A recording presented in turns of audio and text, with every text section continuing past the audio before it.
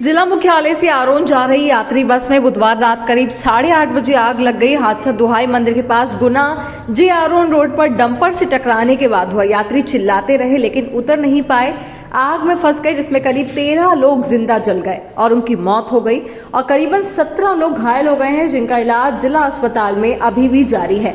प्रत्यक्षदर्शियों के अनुसार करीब 1 घंटे तक नहीं पहुंची फायर ब्रिगेड। आग में झुलसकर मृत लोगों की पहचान भी नहीं हो पा रही और सबसे हैरान कर देने वाली बात तो ये है कि परिवहन विभाग की पता चला कि जिस बस में आग लगी है उस बस का 2019 के बाद ही ना तो फिटनेस है और ना ही बीमा। ऐसे में एक बहुत बड़ा सवाल प्रशासन के ऊपर खड़ा होता नजर आ रहा है कि आखिर ऐसे वाहनों पर कार्रवाई क्यों नहीं की जाती।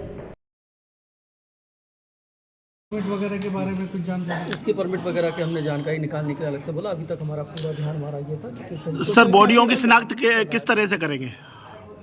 बॉडी की शिनाख्त DNA के माध्यम से करेंगे। और जो सर कुछ डेली अप डाउन करने वाले यात्रियों के परिजन उनको तलाश रहे हैं। वही मैं कह रहा हूँ कि जो अगर परिजन तलाशेंगे और जो बॉडी का DNA होगा उसका मिलान करके फिर पहचान जो है स्थापित हो पाएगी।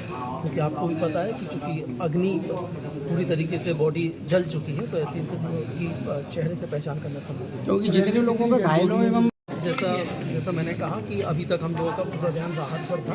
अब उसके बाद में इनके कारणों के बारे में विस्तृत इसकी जांच करेंगे और जो भी दोषी होगा उसके ऊपर कार्रवाई करेंगे। क्योंकि ये रूटीन चेकिंग होगी गाड़ियों की जैसे कि पहले की जाती थी। देखिए वो नियमित प्रक्रिया है, वो नियमित प्रक्रिया में होता रहे।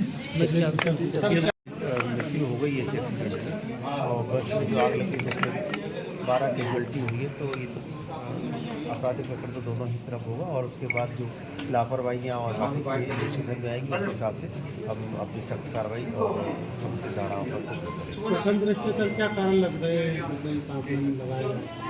प्रथम दृष्टया ये आमने सामने की टक्कर है।